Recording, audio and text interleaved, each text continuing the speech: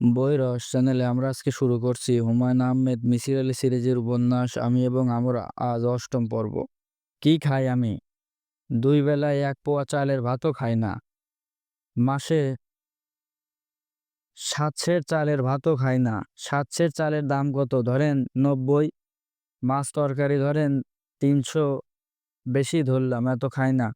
রাতে ১ কাপ দুধ খাই। দুধের দাম কত ধরবেন? ১০০ ধরেন। এখন ৳১৫ লিটার পানি, তাহলে কত হলো? ৪০০। আচ্ছা ৫০০ই ধরলাম। ঘরটার ভাড়া ধরলাম ৫০০, ১০০০, তারপরেও বাড়তি দেই ১০০০। দাঁড়িয়ে আছেন কেন? বসুন। মিসির আলী বললেন। ভদ্রমহিলার গলা নিচু করে বললেন, তন্ময় আমাকে ৫,০০০ করে দেয়। ওরা সেটা জানে না। জানলে উপায় আছে? ওরা জানে মাসে ২,০০০ পাই। সবটাই ওদের দিয়ে দেই। তবে আমার ভাইয়ের বউ সন্দেহ করে। আমি যখন হাসপাতালে ছিলাম তখন আমাকে ট্যাঙ্কের তালা খুলে দেখেছে। অতি খারাপ মেয়ে ছেলে। মুখে মধু হাসি ছাড়া কথা বলে না। আজ উঠি। আচ্ছা বসেন না, একটু বসেন। মিসির আলি আরো ১ ঘন্টা বসলেন। বের হয়ে এলেন প্রচণ্ড মাথার যন্ত্রণা নিয়ে। ঘর থেকে বেরোবার পর পড়ল একটি জরুরি কথা জিজ্ঞেস করা হয়নি। উনি কি মাস্টার সাহেবকে দিয়ে কোনো চিঠি পাঠিয়েছেন? জিজ্ঞেস করতেই ইচ্ছে করছে না, কারণ জিজ্ঞেস করে কোনো লাভ নেই। ভদ্রমহিলা বলবেন না তিনি গোপন জিনিস জানেন। এগুলো আড়াল করবার জন্য এই এত অপ্রাসঙ্গিক কথা। এত দীর্ঘ সময় কথা বলে একটি মাত্র জিনিস জানা গেল, নিজের ছেলে এ প্রসঙ্গে ভদ্রমহিলার কোনো আগ্রহ নেই। তার চেয়েও বরং রশিদ মোল্লার কাছে যাওয়া যাক। রশিদ মোল্লার বয়স ৫০-এর কাছাকাছি। মোটাসোটা মানুষ, শরীর তুলনায় মাথা ছোট। ধৌত চোখ। চোখ দেখেই মনে হয় পৃথিবীতে কাউকে তিনি বিশ্বাস করেন না। সম্ভবত নিজেকেও করেন না। কলিং বেল টেপার পর ভদ্রমহিলা নিজেই দরজা খুলে দিলেন। তবে হাত দিয়ে দরজা বন্ধ থাকলেন। মনে হচ্ছে তিনি চান না কেউ ঘরে ঢুকুক। মিসির আলি বললেন, আপনি কি রশিদ মোল্লা? জি। একটু কথা ছিল আপনার সঙ্গে। বলুন। দরজায় দাঁড়িয়ে তো কথা বলা যাবে না, বসতে হবে। মিনিট ১০ সময় আমি নেব। এখন আমি নাতনিকে পড়াচ্ছি, ওর এইচএসসি পরীক্ষা। আমি না হয় অপেক্ষা করি, নাতনির পড়া শেষ করে আসুন। রশিদ মোল্লা বিরস মুখে দরজা খুলে সরে দাঁড়ালেন। বসার ঘর ছোট হলেও সুন্দর করে সাজানো। সবচেয়েও যা আশ্চর্যের ব্যাপার তা হচ্ছে ফুলদানি ভর্তি টাটকা গোলাপ। মনে হচ্ছে এইমাত্র গাছ থেকে ছিঁড়ে আনা হয়েছে। রশিদ মোল্লা বিরক্ত গলায় বললেন, কি বলবেন বলুন। আপনার মেয়ে নাম কি? কোথা থেকে এসেছে? আমার নাম মিসির আলী। রশিদ মোল্লা চমকালেন না। এই নাম আগে শুনেছে তেমন কোনো লক্ষণ দেখল না। অথচ তার নাম এই লোক শুনেছে। তার খবর নিয়ে এসেছে মুশফিকুর রহমানের কাছে। রশিদ মোল্লা কঠিন গলায় বলল, আপনার কাছে কি ব্যাপার? কয়েকটা ব্যাপার জানতে চাচ্ছিলাম। ইচ্ছে হলে জবাব দেবেন, ইচ্ছা না হলে জবাব দেবেন না। আপনি কে? কেন প্রশ্ন করবেন তা বলেন। আপনি কি পুলিশের লোক? জি না। প্রশ্নটা কি? মুশফিকুর রহমানের ম্যানেজার হিসেবে আপনি কতদিন ধরে কাজ করছেন? তা দিয়ে আপনার কাজ কি? আমার জানা দরকার। আপনার দরকার কেন? আমি একটা বিষয় নিয়ে অনুসন্ধান করছি। কি বিষয়? মুশফিকুর রহমান প্রতি মাসে আপনাকে ৫,০০০ টাকা দেন তার মাকে দেওয়ার জন্য।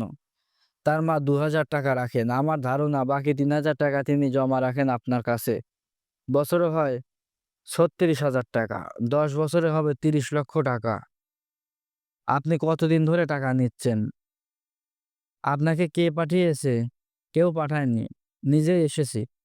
আমি যে আপনার কাছে একবারেই অপরিচিত তাও কিচ্ছু না। আপনার স্যার নিশ্চয়ই আমার কথা আপনাকে বলেছেন। কতদিন ধরে আপনি টাকা দিচ্ছেন? আমার মনে নাই। আপনি তো রসিদ রাখেন। পুরনো রসিদ কি আপনার কাছে আছে? নাকি অফিসে জমা দিয়েছেন? রশিদ মোল্লা ক্লান্ত গলায় বলল, স্যার আপনি বসুন। মিসির আলি বসলেন। রশিদ মোল্লা বললেন, চায়ের কথা বলে আসি। আপনি চা খান? খাই। ভদ্রলোক চায়ের কথা বলে মিসির আলির সামনে বসলেন। তার চোখে ভীত ভাব। মনে হচ্ছে অসম্ভব ভয় পেয়েছেন। এতটা ভয় পাওয়ার কারণ মিসির আলির কাছে স্পষ্ট না। রশিদ সাহেব, জি। ওই মহিলার কত টাকা আপনার কাছে আছে তা নিয়ে আমার মাথা ব্যথা নেই। আমি অন্য কিছু আপনার থেকে জানতে চাই। যা জানতে চাই দয়া করে বলবেন, মিথ্যা বলার চেষ্টা করবেন না। কারণ এখন আপনাকে বললেও চলবে। কি জানতে চান স্যার? মুশফিকুর রহমান সম্পর্কেই বলুন। কি বলবো? যা জানেন বলুন। উনি লোক কেমন? খুবই ভালো লোক। এটা আমার একার কথা না। যাকে ইচ্ছা আপনি জিজ্ঞেস করলেই পাবেন। উনার জিহ্বায় একটা সমস্যা আছে। তাকে নিয়ে এইজন্য লোকজন আজেবাজে কথা বলে। কি ধরনের আজেবাজে কথা? ধরেন মাথা খারাপ এইসব আরকি। আপনার ধারণা উনার মাথা ঠিক আছে? অবশ্যই ঠিক আছে। আমি তো শুনেছি উনি বিরাট এক বাড়িতে একা থাকেন। একা থাকলে তো মানুষ পাগল হয়ে যায় না? বিয়ের আগেও আমিও একা থাকতাম। উনি যে শুধু একা থাকেন তাও না। ৯ টা ভয়ংকর কুকুর পোষেন। এটা কি ঠিক? বাড়িতে দারোয়ান, মালিক, কাজের লোক কেউ নেই। জি না, উনি কি নিজেই রেঁধে খান? জানি না স্যার, কখনো জিজ্ঞেস করিনি। আপনি কি ওই বাড়িতে কোনো মহিলা দেখছেন?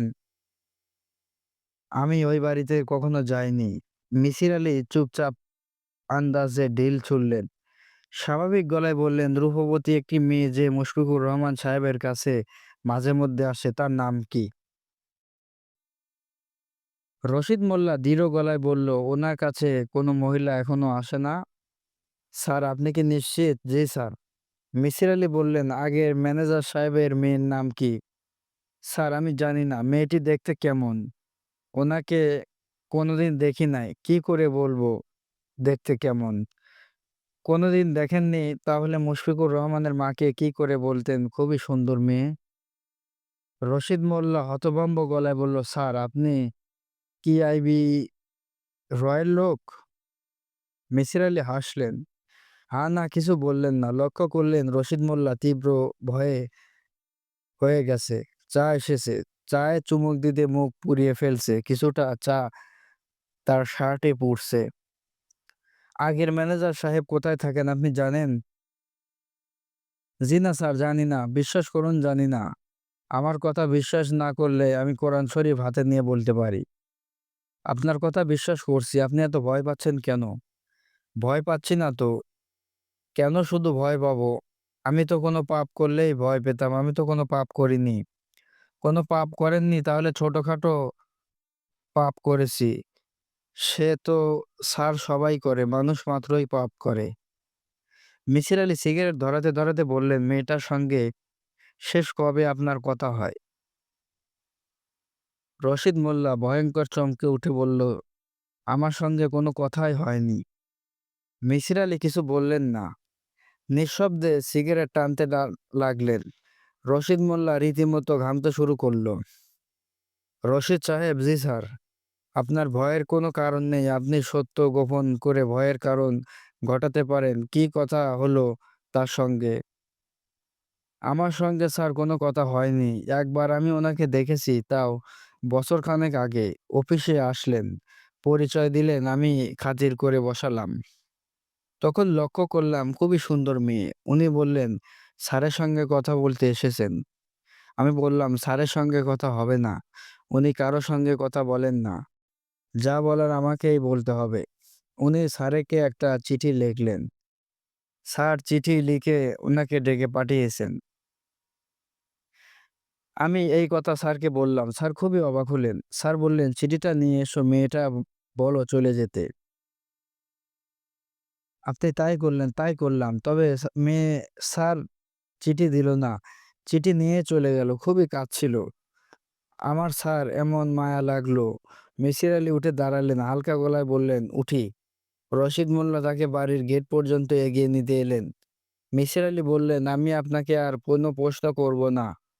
আপনি নিজ থেকে যদি কিছু বলতে চান বলতে পারেন।